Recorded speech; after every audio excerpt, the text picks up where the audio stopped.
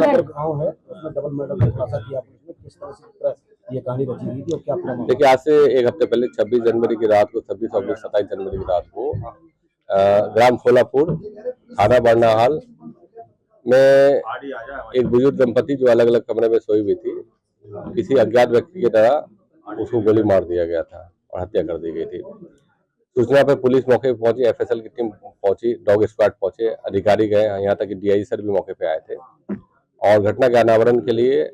टीमें बनाई गई थी। 5 टीमें गठित की गई थी, जिसमें surveillance cell, cyber cell, SOG के अतिरिक्त सीओ साहब के नेतृत्व में टीम भी काम कर रही थी।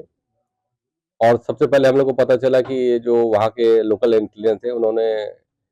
पड़ोसी ही आनंद पे संदेह व्यक्त किया कि ये कुछ दिन पहले ये बात भी कर रहे थे कि 2 बुजुर्ग दंपति रहते हैं, अकेले रहते हैं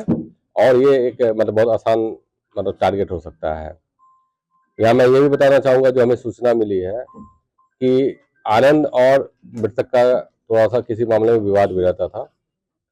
और इसने फिर आनंद ने इस चीज़ को लेकर अर्जुन के साथ प्लानिंग की और ये तय हुआ कि जब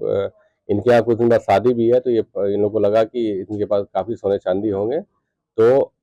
ये लोग इसी उद्देश्य के साथ उसमें प्रवेश, घर पे रात में प्रवेश किए। आनंद के द्वारा तुरंत ही घुसने के बाद ही पुरुष जो बुजुर्ग थे उसके सिर पे गोली मार दी गई, हत्या कर दी गई और जब इन्हें संदेह हुआ कि नहीं महिला भी जग जाएगी, तो वो चूंकि इसे पहचान लेती, तो इस डर से उन्होंने शायद इसको भी मतलब कि तुरंत ही मतलब कि अर्जुन के द्वारा जो दूसरे रूम में खड़ा था कहीं ये हल्ला ना कर दे, उनको भी मार दिया गया। बाद में इन्होंने घर की छानबीन की और इन लोगों को थोड़ा बहुत जानकारी भी थी कि कहाँ सामान वामान रखते हैं, ये करते हैं। इन्होंने ये की और वहाँ से जो चांदी और कुछ सोने थे उसको लेकर चले गए